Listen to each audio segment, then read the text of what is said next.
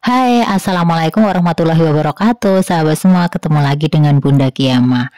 Semoga di hari weekend ini, walaupun tiap hari hujan ya, karena ini bulan Desember, semoga sahabat semua selalu sehat, anggreknya pun sehat, dan dapat berbunga cantik.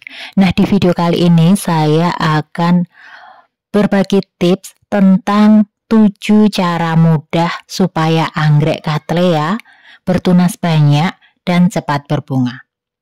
Anggrek Cattleya disebut juga dengan ratu anggrek karena memang anggrek Cattleya itu spesial.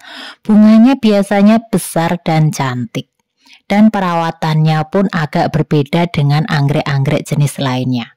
Pada umumnya anggrek Cattleya pada waktu berbunga agak lama. Dan yang membuat anggrek Cattleya spesial adalah biasanya di dalam satu batang itu anggrek Cattleya hanya berbunga satu kali. Berbeda dengan anggrek bulan, anggrek dendrobium yang dalam satu batang bisa berbunga berkali-kali. Jadi itu yang membuat anggrek Cattleya spesial. Nah, pada umumnya anggrek Cattleya ini akan berbunga pada waktu tanamannya memang sudah dewasa dan cukup rimbun. Biasanya ada beberapa batang dulu baru akan berbunga. Dan itu membutuhkan waktu yang cukup. Bisa 2 tahun, bisa lebih, bahkan bisa kurang. Karena memang masing-masing anggrek Cattleya berbeda-beda. Nah, dari berbagai macam warna anggrek Cattleya, dari yang pink, kemudian dari kuning, merah, total semuanya akan cantik. Dan ukurannya pun berbeda-beda. Ada yang ukurannya sebesar tangan, ada yang lebih kecil, dan ada yang lebih besar. Daun dari anggrek Cattleya pun berbeda-beda ya. Ada yang lebar, kemudian ada juga yang tidak terlampau lebar. Nah, tips yang pertama supaya anggrek Cattleya cepat berbunga adalah anggrek ini harus mendapatkan sirkulasi udara yang bagus. Jadi, pada waktu menaruh anggrek Cattleya, pastikan cukup ruang untuk pertumbuhan anggrek Cattleya. Terlihat pada video ini ditaruh di lantai 2 di atas, dan terlihat di samping kanan kirinya longgar. Tentu saja di sini sirkulasi udaranya sangat bagus untuk pertumbuhan anggreknya. Ini malah berlaku untuk semua jenis anggrek, tidak hanya Cattleya saja. Ruang yang cukup untuk sirkulasi udara. Kemudian untuk selanjutnya, tips yang kedua adalah taruh posisi anggrek daunnya menghadap ke atas, menghadap ke sinar matahari ya sahabat semua. Itu perlu dilakukan supaya anggreknya dapat melaksanakan fotosintesis dengan baik, sehingga anggreknya mendapatkan makanan yang cukup, nutrisi yang cukup untuk pertumbuhannya, sehingga anggreknya dapat tumbuh dengan sehat. Yang ketiga, anggrek membutuhkan cahaya yang cukup. Ini terkait dengan tips yang kedua tadi terkait fotosintesis. Cahaya di sini adalah cahaya matahari, sehingga penempatan anggrek Cattleya di mana anggreknya dapat mendapatkan sinar matahari yang cukup untuk melaksanakan fotosintesis. Cahaya matahari pagi atau sore hari sangat bagus untuk pertumbuhan anggrek. Namun apabila sahabat semua akan menaruh anggrek di tempat yang mendapatkan sinar matahari full, yang sering disebut dengan full sun foreign, itu bisa saja dilakukan. Namun itu perlu penyesuaian awal dari anggreknya. Dan pada awalnya biasanya anggreknya akan gosong daunnya terlebih dahulu. Nah, kalau sudah terbiasa tidak menjadi masalah. Jadi anggreknya tetap dapat tumbuh dengan baik. Kemudian untuk selanjutnya, yang keempat adalah ketercukupan air. Nah, di musim hujan seperti ini, apabila anggreknya ditaruh di teras, maka anggreknya sudah mendapatkan air dari tampias air hujan, sehingga kita tidak perlu melakukan proses penyiraman. Anggrek sudah cukup kebutuhan airnya dari air hujan, apalagi hujannya setiap hari. Namun yang perlu sahabat semua perhatikan adalah kalau musim kemarau. Anggrek Cattleya termasuk anggrek yang tidak harus sering-sering disiram. Bisa seminggu 2 kali, bisa seminggu sekali. Karena memang kebutuhan penyiraman itu disesuaikan dengan kebutuhan anggreknya ya sahabat semua. Tidak perlu terlalu sering. Namun harus kita perhatikan jangan sampai anggreknya menjadi dehidrasi. Selanjutnya, yang kelima adalah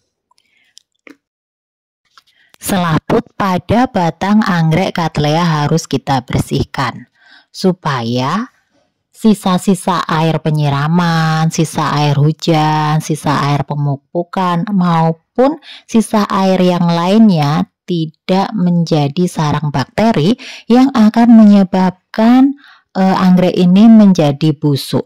Hal ini merupakan hal yang rawan terjadi di musim hujan. Cara membersihkan selaputnya pun cukup mudah ya sahabat semua. Tinggal kita kelupas bagian selaputnya dan ini mudah sekali dilakukan. Sehingga nanti batang-batangnya akan terlihat bersih, tidak ada tempat lagi untuk sisa-sisa genangan air yang bisa untuk tumbuh bakteri. Nah, kemudian untuk yang keenam adalah pemberian pupuk atau yat perangsang tumbuh yang tepat untuk anggreknya. Nah, pemupukan yang kita berikan bisa kita sesuaikan. Pada waktu masa pertumbuhan bisa kita beri pupuk pertumbuhan. Setelah dewasa bisa kita beri dengan pupuk pembungaan. Namun di sini saya akan sampaikan terkait yat pengatur tumbuh. Di sini saya menggunakan vitamin B1 yang digunakan untuk merangsang pertumbuhan anggrek dapat tumbuh dengan baik, tidak gampang stres. Nah, ini nanti pertumbuhan akarnya akan bagus, kemudian pertumbuhan daunnya akan bagus. Nah, pada waktu anggreknya sehat, maka akan banyak bertunas dan berbakti. Nah, untuk dosis penggunaannya kita sesuaikan 1 sendok makan untuk 5 liter air. Ini saya gunakan sprayer ukuran 5 liter. Jadi hanya menggunakan 1 sendok makan vitamin B1.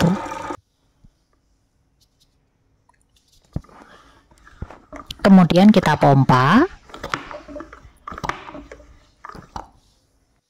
Setelah itu langsung kita aplikasikan ke anggreknya. Di sini salah satu anggrek Cattleya yang sudah dewasa, namun untuk anggrek ini belum pernah berbunga ya sahabat semua.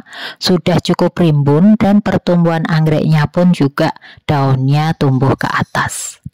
Nah, setelah itu di sini saya menggunakan salah satu perangsang untuk pertumbuhan tunas dan bunga ya. Caranya sangat mudah sekali. Jika sahabat semua akan menggunakan cara ini. Nah, ini untuk namanya, kemudian untuk kegunaannya tertera pada kemasan.